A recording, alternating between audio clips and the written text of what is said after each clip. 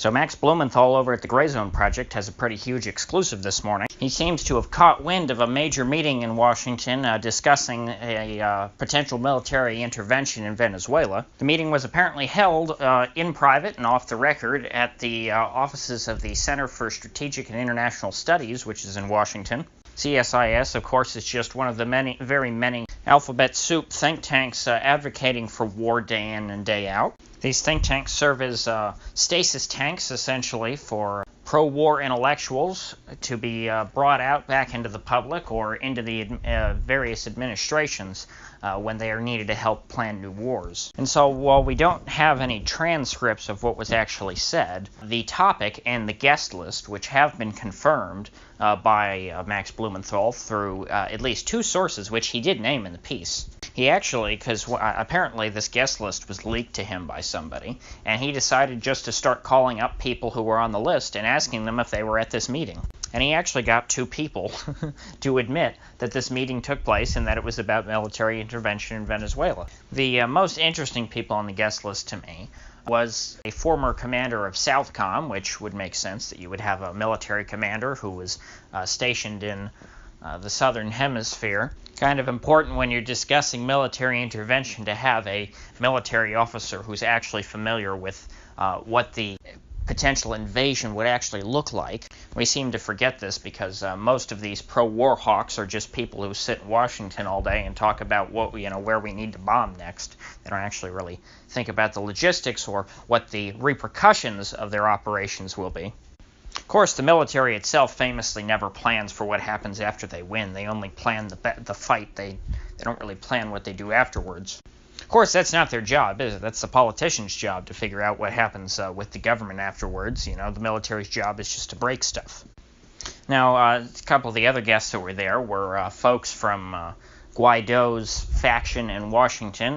There was a lot of people at the D.C. Venezuelan embassy who defected to Guaido after he proclaimed himself the interim president, which was probably smart considering they were in D.C., and if they wanted to be allied with Maduro, it's kind of hard for them to get back. They were sort of stuck in the lion's den. So we had a couple of those guys there for obvious reasons. They would want to coordinate with the U.S. and know what's going on if the U.S. is going to invade on their behalf to install them as the government of Venezuela.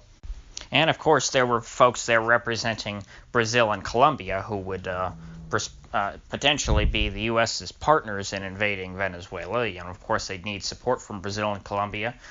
Even if Brazilian and Colombian troops were not on the front lines, the U.S. certainly would need to use those two countries as a staging ground for their invasion. Now, interestingly enough, however, Bolsonaro has said repeatedly in the past that Brazil is not going to invade Venezuela no matter what the U.S. does.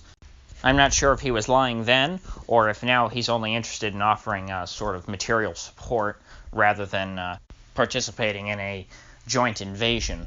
The Colombians, however, have seemed pretty aggressive to me and pretty willing to help out the U.S., so I would expect that any invasion plans would also include Colombian troops. But again, just like when the U.S. likes to invade countries with a coalition, it's just so that it looks like they have wide diplomatic support. It's not really a military thing. It's not like it was in World War II where you had, British, Canadian, and American troops that were actually all, pulling their own weight relative to the size of their countries, or in the case of Canada, really, really overworking themselves. In modern wars, the U.S. really does all the work. The other countries are just kind of there for photo ops. Now, apparently, we've been hearing a lot, obviously, in the last couple months about the U.S. thinking about invading Venezuela, but something that I learned from this article was that until recently, these were mostly empty threats.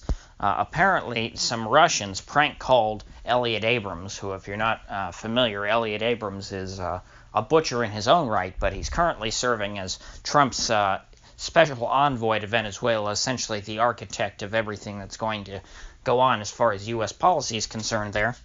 And Abrams admitted in March to these prank callers that really the threats of the U.S. invading Venezuela were not serious. They were just meant to scare the Venezuelan military into hopefully switching sides and backing Guaido. The idea is if you make the Venezuelan military expect a conflict that they know they will lose, because there is no way that Venezuela's military will be able to stand up head-to-head against the United States, then hopefully they would switch sides and join the winning side, which would ultimately be Guaido. Now, this hasn't happened thus far. The military has stuck by Maduro through all of this and has made it pretty clear that they're ready for an invasion, or at least they feel they are, and they're willing to go down with the ship. And thus, because of this, the U.S. has actually decided now that, well, perhaps we shouldn't just threaten an invasion. Perhaps we actually should consider really going through with this, hence why they had this meeting, because they really hadn't given much serious thought to really invading Venezuela until now. They just wanted to posture and try and use the specter of an invasion to overthrow the government there. Because remember, quite often, the U.S. strategy for regime change is not always direct invasion. Much more frequently, we've seen, what we've seen so far in Venezuela, and that's the U.S.